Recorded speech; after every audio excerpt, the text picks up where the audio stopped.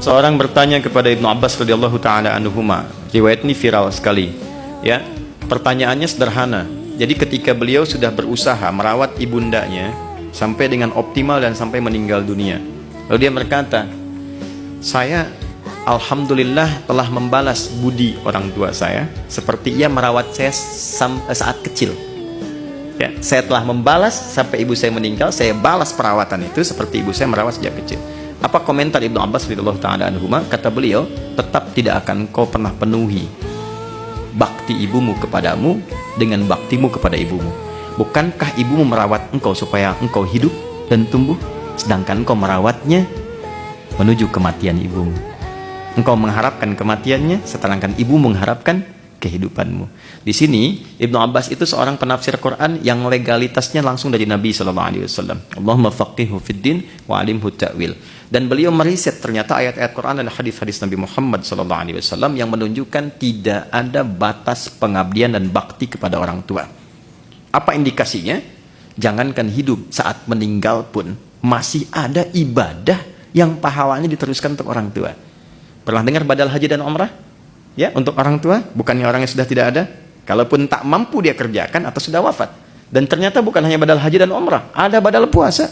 Seorang datang kepada Rasulullah, ya Rasulullah, ibuku meninggal, aku ingin berbuat baik, boleh nggak puasa untuk ibu? Kata Nabi, lakukan.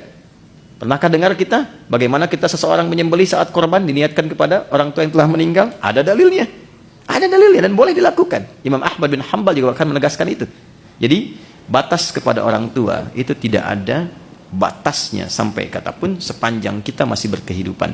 Bahkan kalau ingin wafat pun masih berbuat baik, ada lagi Pak.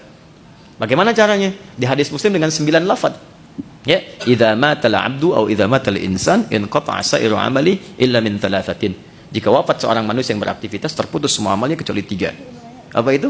1, shadaqatin jariyah, sedekah yang terus mengalir. Ada seorang anak, ibunya bapaknya sudah meninggal, dia mau sedekah karpet misalnya di musola ini Pertamina, atau sedekah baca mushaf Quran, disimpan di situ. Lalu anak ini meninggal, mushafnya masih ada. Ya, karpetnya masih ada. Itu kalau disujudin, dibacain terus, bukan hanya untuk anak itu, karena konsep dasarnya untuk wakaf orang tua atau sedekah untuk orang tua, ngalir ke orang tuanya juga. Ilmin yuntafa'u bihi. Ya, ini ada kan kalau sudah walaupun di Pertamina selesai kan masih dikaryakan, ngajarkan dan sebagainya. Kalau diniatkan ibadah dan niatnya dia katakan, misalnya saya berniat ibadah, pahalanya mengalir untuk orang tua saya.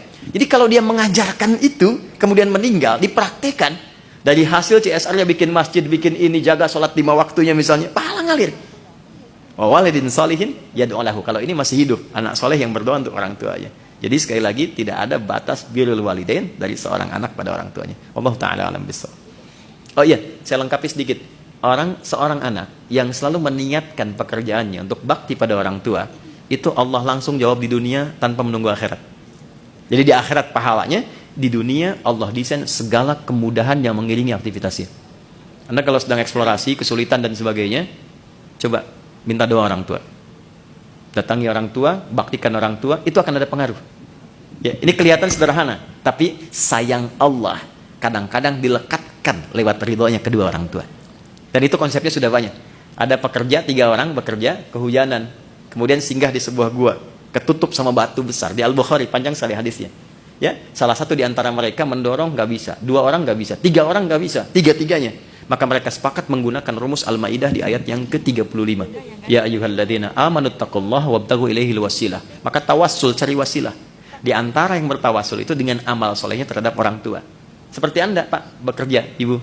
Kerjanya banyak dan sebagainya. Dia dedikasikan pekerjaannya untuk berbakti pada ibunya. Jadi setiap pulang, dia akan siapkan makanan dengan susu yang diminumkan langsung di ibunya. Nggak pernah makan kecuali ibunya dulu. Hasil pekerjaannya demikian. Satu kali begitu datang, sebelum meminumkan susu, menghidangkan makanan, ibunya tertidur di luar jadwal. Maka kata beliau, saya tetap menyiapkan susunya, saya pegang di samping beliau sampai bangun. Saat bangun pun, ibunya nggak sadar karena sudah tua, nggak sadar bahwa anaknya sudah berdiri lama. Dan saya tidak mengatakan di lisanku sedikit pun untuk melukai hati ibu, bahwa saya sudah berdiri lama selama ini, tidak. Saya tetap minumkan dengan penuh bakti dan memohon taat kepada Allah. Ya Allah, jika memang amalan itu menjadikan ini bernilai di dalam dirimu, bernilai darimu, maka mohon bebaskan kami dari kungkungan batu ini. Didorong menggelinding batunya. Dan sudah banyak kisah termasuk dosa-dosa yang ingin ditobati. Ibnu Abbas mengatakan, apa ibumu masih hidup? Ayahmu masih hidup? Karena aku tidak melihat bakti kepada orang tua yang mendatangkan cepatnya rahmat Allah diturunkan. Wallahu ta'ala alam bissawab.